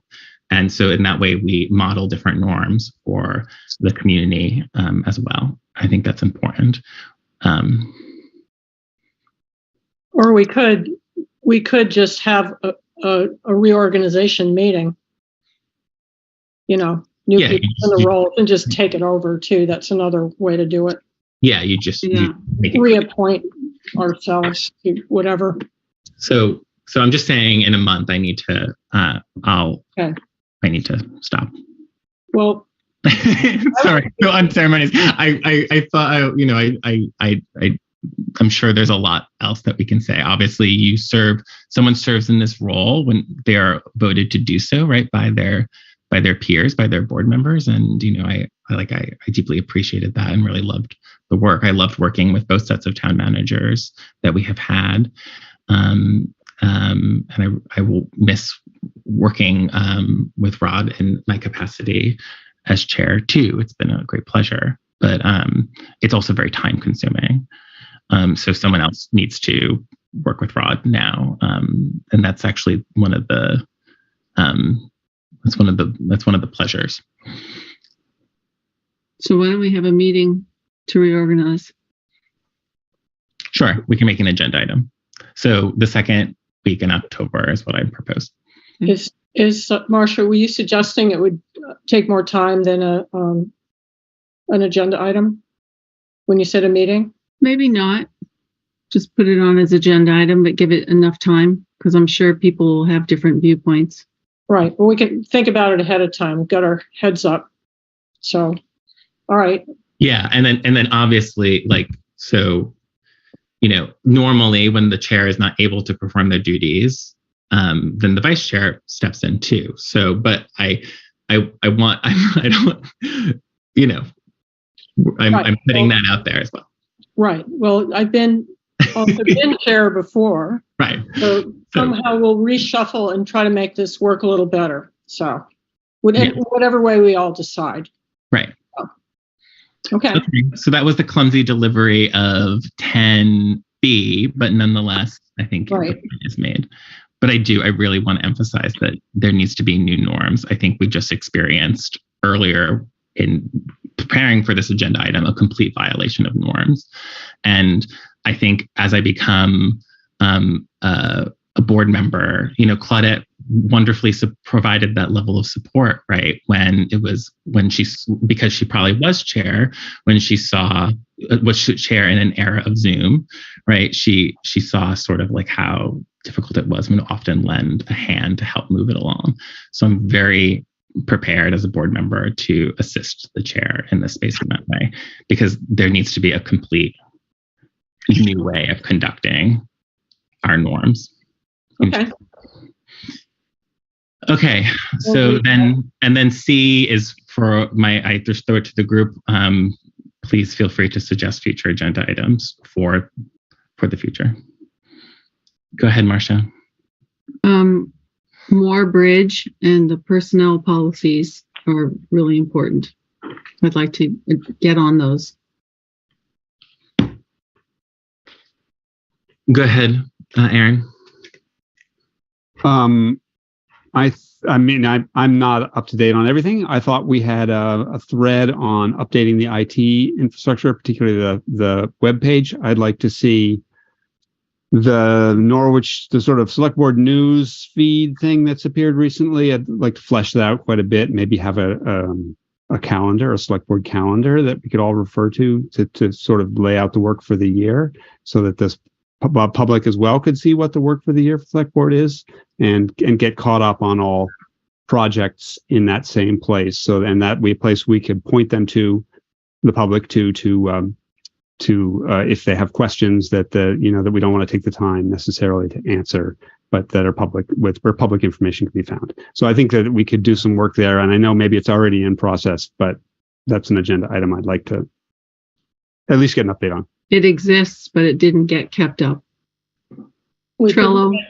We can. Yeah, I mean, I think even something like that was also one of my responsibilities, right? But that was a lot.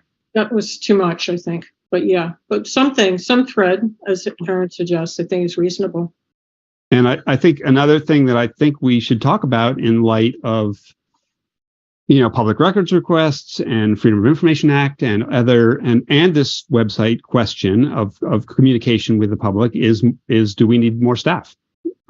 Is that a staff position to do some of those things, or half a staff position, and then when you get into more staff, you get into, of course, the space in the building and questions of offices, and do we need to be looking at outside offices for some of the people in the building, whoever would be most appropriate to move. Of course, City Hall is its own issue. Yeah, absolutely. Go ahead, Mary. I would like to have maybe even a special meeting where we are accessible to the public. And I don't especially want it to be personally that we're when you say question and answer, we're still bound by what we have to, respect in terms of privacy of personnel. But I do think that the town is kind of upset right now. I feel like they feel like that we're walling them off from what's happening.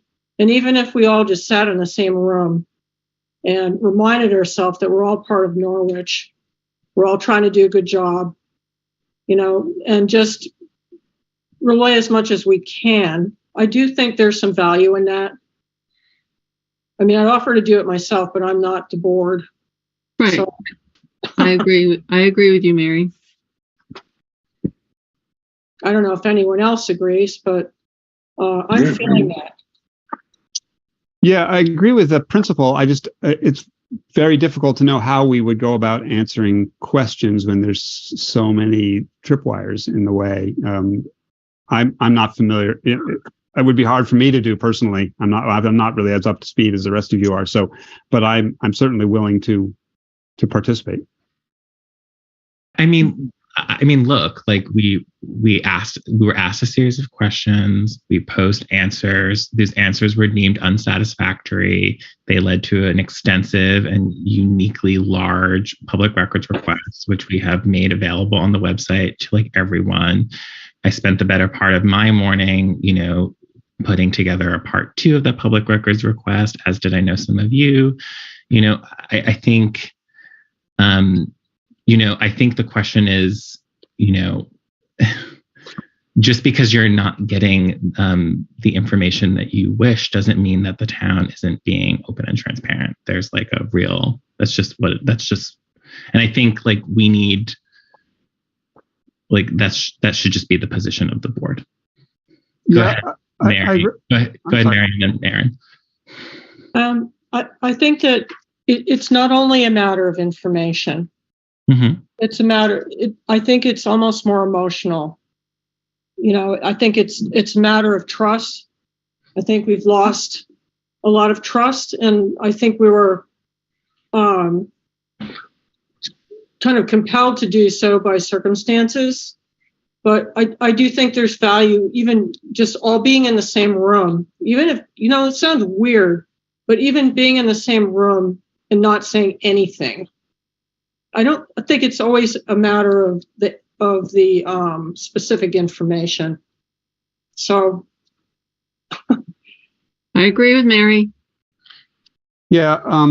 So go ahead, Aaron. Yeah, I think that's true. It's not a matter of specific information because that information is in fact available. People frequently come to the meeting to ask questions that they could have looked in the packet or previous, town manager reports and found the answers to. So there's something else that needs to happen, and it needs to somehow be fresh and to be delivered more directly. And it could be that a sort of a news feedy kind of website piece where you could say what's the latest on this project that was actually maintained and it was reasonably up to date, that had no more information that was in the packets, but had it digested a little bit, could help. But I think also there is the factor of being in the same room together, and Zoom doesn't help any with that. I believe we are potentially going to have to go back to public meetings in January. I don't know whether, and that's possibly something else we should talk about, is how that's going to work and where we're going to meet and what that will look like. So on a very administrative level, I had reached out to the LCT and told them, I made them aware that the running of these meetings would need to change. And I asked them if they had the staffing capacity, because they also have challenges sometimes, if they had the staffing capacity to run hybrid meetings for this, for the town. Of course, an email led to a request for a meeting, and I haven't scheduled that yet. But I will. But I think does Rob have any opinion on this? Yeah, I wanted to hear him next. Yep. Yeah. Go ahead, Rob. Mary asked, do you have any opinion about what was the opinion you want? Just a future agenda items, Mary, or how to have a specifically on some sort of meeting that has an element of outreach to the public? Maybe it's a listening session. but some means, because I think there is just a growing sense of distrust, I think, of the citizens, that we appear to be very secretive and maybe not caring about what happens to our workers, and that the town services are not what people have expected, and people are a little scared. So is there some value, and maybe just call it a listening session? And people who don't, I mean, is Rob Gear still here? I'm still here. Here, right? Yeah, I just didn't see. Yeah. I just wanted to hear what Rob thought about that idea, and then I'll be quiet. Well, exactly. But Mary, you're illustrating the point of step up, step back. So, so go ahead. Please step up, Rob. Yeah. So there have been a number of times where I've driven by, aside from wanting to say hello to Ron, have driven by and thought it would be nice to get back to meetings with the public again. That contact can be beneficial. Then at the same time, I recognize that I don't want to get COVID. And so, being very careful, and you have a meeting, you can't necessarily require people to stay masked.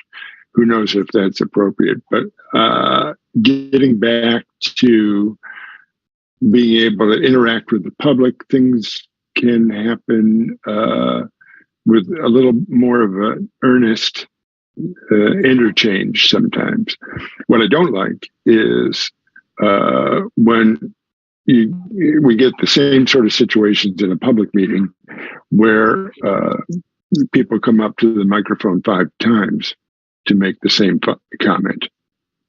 That sort of all of a sudden makes the whole experience a little bit of a waste of time. But getting back to having a hybrid or fully public meetings, I think is a good idea. What I have noticed is our attendance, the number of people from the town who participate in these meetings, has been consistently higher on Zoom than it was in person. And so does that make it more representative? I don't know. But okay.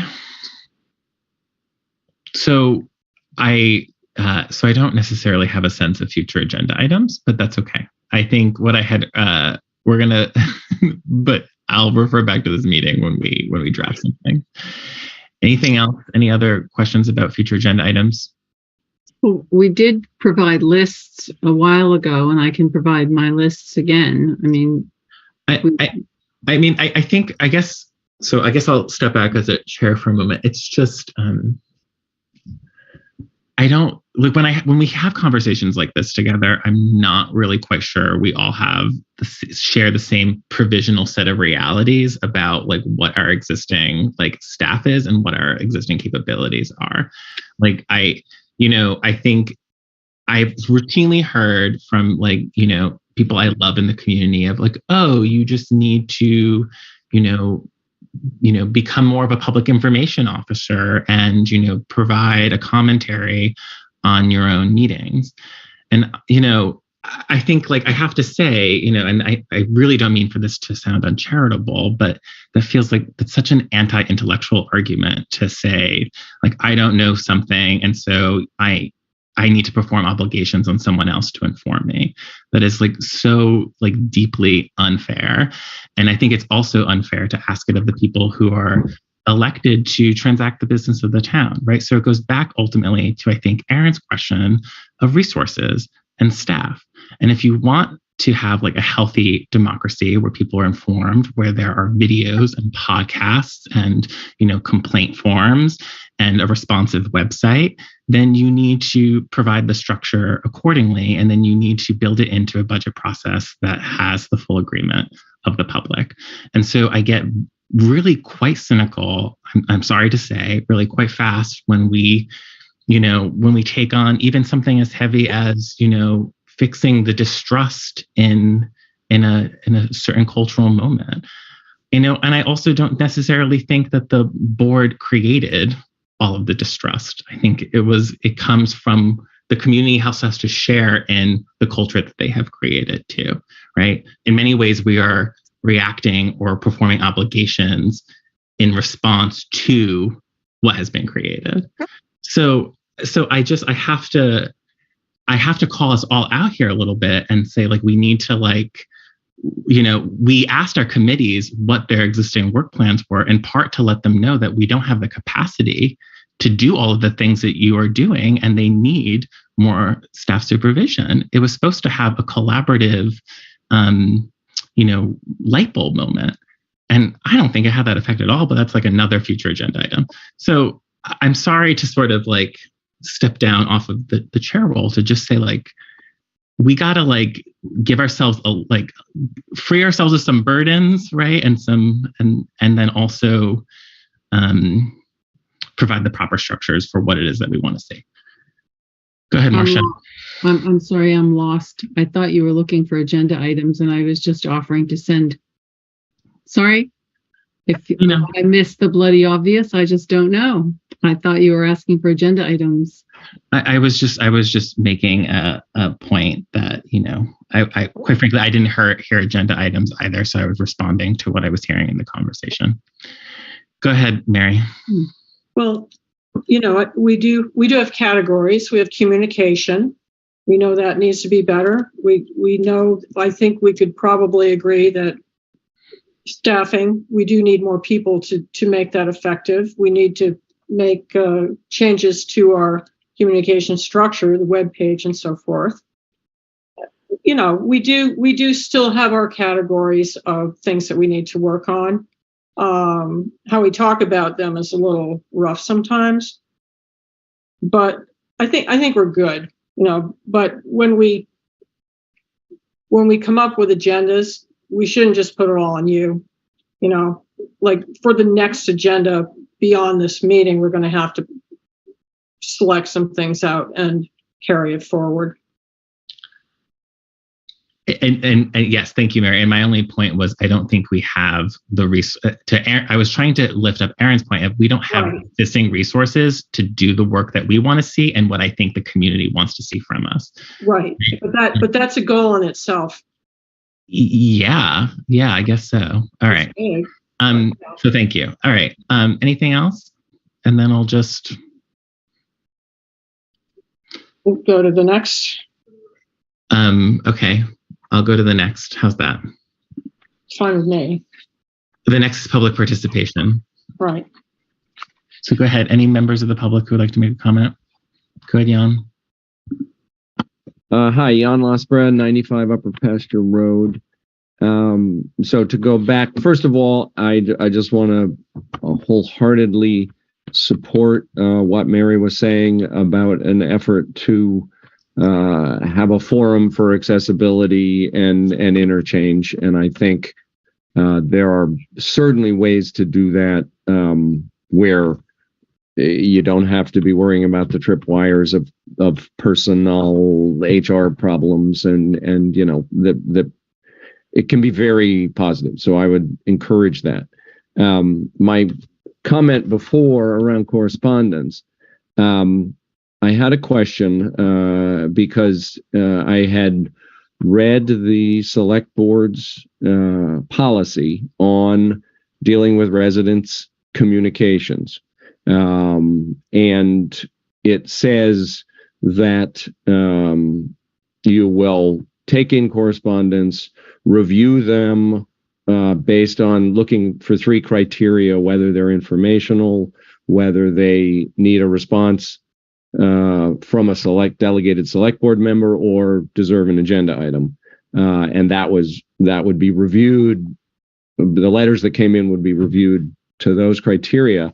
And then, to quote the policy, the select board as a whole will respond accordingly at the meeting for which the packet is prepared. So the letter is in a packet and you would respond. And so I have a letter in today's packet that asks that I think deals with topics and it's HR policy kinds of topics, not people specific, but policies that go to the select board's statement. What are the policies? Where are they? That asks specifically for a response. And so my process question is how does the board deal with that? How do you decide, oh, this is a correspondence that needs a response? It's an agenda item or it's not, or it's delegated to a board member. So I have both kind of a content question on the letter, but even more importantly, a process question. Thank you. I'll just answer the process question to date. And if like the way that it has correspondence has been handled in my time on the board, which is 4 years now, is when we look to have a substantial discussion about a particular letter of correspondence, like we make a motion to receive it separately from the consent agenda and then discuss it and then vote. So that, and you know, that has happened with this current board in the past as well. The purposes of having a consent agenda, which correspondence is a part of, is to have a larger, broader discussion. So everything that is listed in the consent agenda can be discussed as part of it. But generally the practice has been for someone to ask for it to be pulled. You know, some may characterize that work as messy. So it's messy in how sometimes that happens and sometimes it doesn't. The particular changes that you're referencing to were Marcia's additions that she had asked for when she came on the board, and we like graciously accept them. But I don't necessarily think, I will speak for myself and say like, I haven't lived with, I didn't write them, so I haven't lived with them. I haven't internalized them in the same meaning that, you know, they may have, that they are written on the page as. The practice has been, they get pulled. There's a motion to pull it and it's discussed. We approved the consent agenda, which means that we received with thanks your correspondence. So I don't want to have a back and forth exchange. I hope you can appreciate that. No, yeah, I understand that. And actually, we're having a back and forth exchange. We're having a back and forth exchange. I know. I'm sorry. Any board members have any discussion before we leave? Go ahead, Cheryl. Do you have a public comment? Hi, yeah, Cheryl Lindbergh, 59 Koch Road. I just, as treasurer, wanted to, you know, I know that you don't want an exchange, but I would like to be sure that there's a plan for the audit for the fiscal year ended FY22 with Fielding now gone, and is there some quarterly financial report for FY23 and coming in the next month that we'll be able to look at? Thanks, Cheryl. Those sound like future agenda items for sure. So, thank you. I think we definitely will ask the specific question about the audit for sure. Should definitely be part of his outboarding. Okay. All right. So, anything else? Any board members? Yeah. Good, Marcia. Well, I was just going to say that on occasion I have tried to pull documents, and we have discussed having particular responses, and they generally have come from the chair. We haven't assigned them to anybody, but that was kind of the intent when I brought that up initially, because I thought we needed to have more interaction. Okay, thank you. All right, is there a motion to adjourn? I move to adjourn. Is there a second? Aaron, I think. Aaron, yeah. 939. Okay, all in favor, please raise your hand. Thank you so much. Good night. Good night.